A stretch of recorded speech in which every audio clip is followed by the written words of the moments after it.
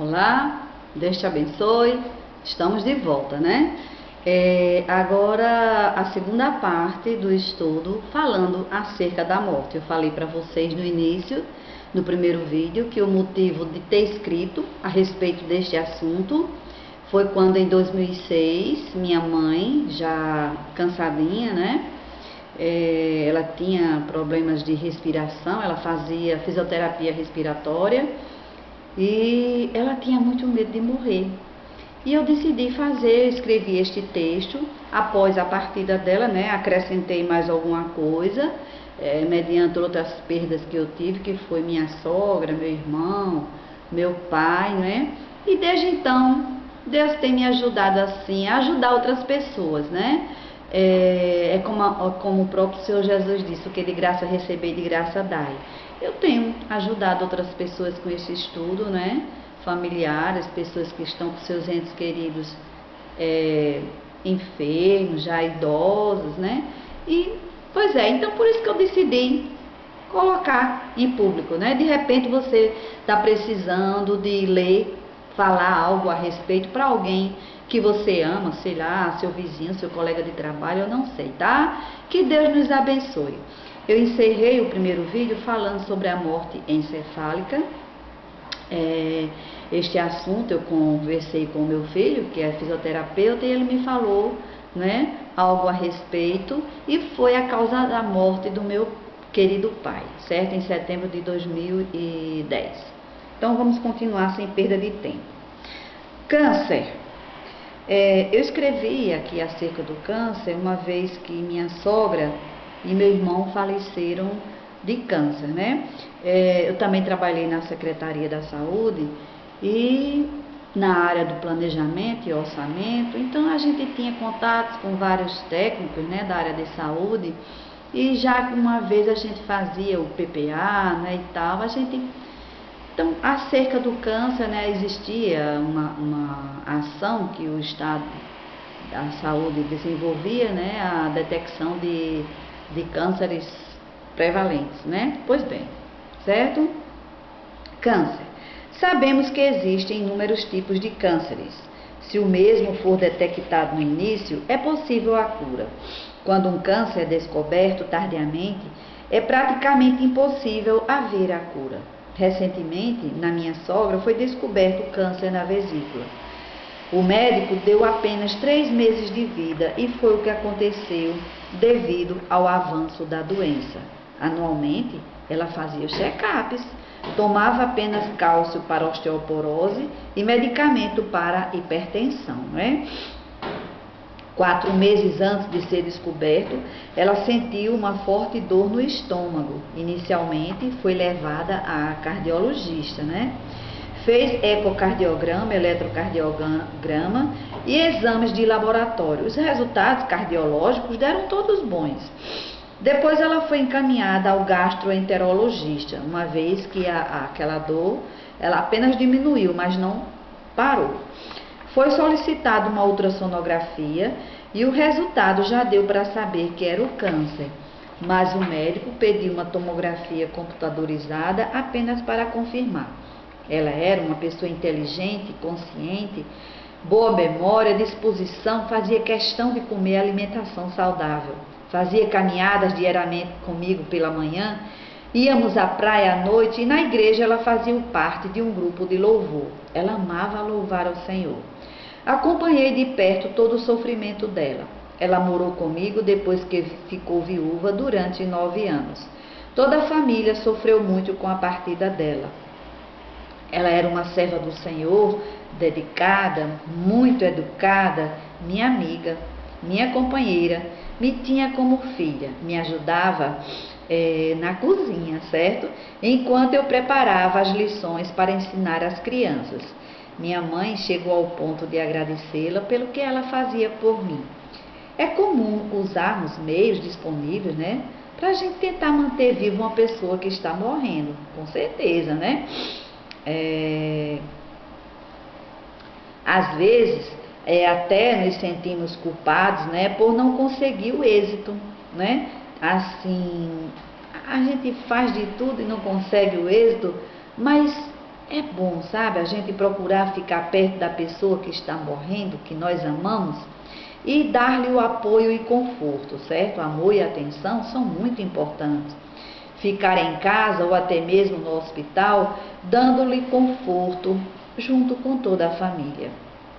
A morte natural geralmente acontece na velhice, aparentemente é uma pessoa saudável. Muitos ainda pedem até para se despedir de filhos, né? Penso eu que a pessoa idosa, geralmente, ela está mais pronta para aceitar a morte do que os seus familiares, uma vez que a morte é, afinal de contas, o fim natural da vida, certo? Todos sabem que este fato um dia vai acontecer, certo? Até mesmo para aqueles que não creem que o dia da partida de cada um é determinado por Deus, como já falei acima, né? Suicídios. Acerca deste assunto, pedi ajuda à minha sobrinha Patrícia. Ela é uma excelente advogada. E pedi para ela fazer um pequeno relato, né, o que diz o Código Penal. Eu tinha algumas dúvidas a esse respeito. E ela me escreveu um pequeno relato. Na Roma Antiga, se um soldado tentava se matar, era considerado um desertor, e a pena para esse delito era a própria morte. Atualmente, o nosso Código Penal não pune o suicídio, pune apenas o auxílio ou instigação de outra pessoa a este ato. Vejamos no artigo 122 do Código Penal. Induzir ou instigar alguém a suicidar-se ou prestar-lhe auxílio para que o faça. Na mesma linha, não podemos tipificar o ato de retirar a própria vida como sendo um homicídio, visto que a lei, quando estatui matar alguém, entre aspas, no crime de homicídio, entre parênteses, está se referindo a matar outra pessoa e não a ela própria. A razão para assim o ser é simples. A pessoa que retira sua própria vida está morta, não podendo ser mais punida, pelo menos não pela lei dos homens, visto que a morte do autor é causa excludente de punibilidade no direito penal. Ou seja, se o autor morre, no direito penal a pena fica extinta. A questão que poderia suscitar alguma dúvida seria a tentativa frustrada do suicídio. Nesse caso, ainda assim, como não há ofensidade ou lesão a bem jurídico de outra pessoa, o ato não pode ser considerado crime. Até porque, no caso dessa tentativa, a não condenação é uma questão de bom senso, considerando que a pessoa que atenta contra a própria vida precisa de ajuda e não de punição. Assim, não constitui infração penal a tentativa de suicídio, embora seja ato ilícito, porque a vida é bem jurídico indisponível e a pessoa não pode dispor como assim aprouver. Devemos atentar, entretanto, que a autolesão, quando utilizada como meio de fraudar empresas seguradoras, por exemplo, é conduta tipificada pelo direito penal como crime de estelionato. Aqui encerra o que ela me passou. Por isso, não devemos temer. O apóstolo Paulo, escrevendo aos Romanos, capítulo 8, 18, disse: Pois tenho para mim que as aflições deste tempo presente não se podem comparar com a glória que em nós há de ser revelada. E ainda em Romanos, o capítulo 8, versículo 35 a 39, ó. Quem nos separará do amor de Cristo? A tribulação, a angústia, a perseguição, a fome, a nudez, perigo ou espada? Mas, em todas estas coisas, somos mais do que vencedores por aquele que nos amou. Porque estou bem certo de que nem a morte, nem a vida, nem os anjos, nem os principados, nem as potestades, nem o presente, nem o porvir, nem a altura, nem a profundidade, nem alguma outra criatura nos poderá separar do amor de Deus que está em Cristo Jesus nosso Senhor. Queres ter vida longa aqui na terra? Honra teu pai e tua mãe. Êxodo 20, versículo 12. Independente da faixa etária que você estiver, ouve a teu pai que te gerou. e não desprezes a tua mãe quando ela envelhecer. Provérbios 23, 22. O idoso precisa e deve ser respeitado. Muitos já levaram uma vida de privações, fome e às vezes até maus tratos e abandonado pelos familiares. Quando se tem a oportunidade para se entrevistar uma pessoa que passou por essa situação, vê-se logo o olhar parado, triste, amargurado, sofrido. Então, o que alguém puder fazer para evitar que um idoso sofra, faça. Não espere que alguém lhe peça para fazer. Faça. Ame. É o que eles mais precisam para sentir-se amado, seguro, protegido, amparado. Faça um trabalho de socialização voluntário em uma instituição de idosos. Convivo com elas há 2 anos. Conheço a história de todas. São pessoas que, na maioria, trabalharam na enxada. Os pais não queriam que estudassem para não aprenderem coisas erradas que o mundo ensina. Casaram cedo para ter a liberdade que seus pais não lhes deram. Foi engano. Sofreram tanto com o marido como também com os filhos. Mesmo assim, sentem a falta deles. Eles são carentes de afetividade. Já estão no fim da vida. Têm diversos problemas de saúde, com certeza, muitos gerados pela má alimentação que tiveram e o estresse, né? Neste período que estou lá, já faleceram 3, certo? 3 pessoas. Sentimos porque nos apegamos a elas. Muitos têm reservado um pouco do seu tempo livre e têm ido àquele lugar levar carinho e alegria. A ciência tem se multiplicado, como diz a própria Bíblia em Daniel 12, versículo 4. Tu, porém, Daniel, cerra as palavras e sela o livro, até o fim do tempo.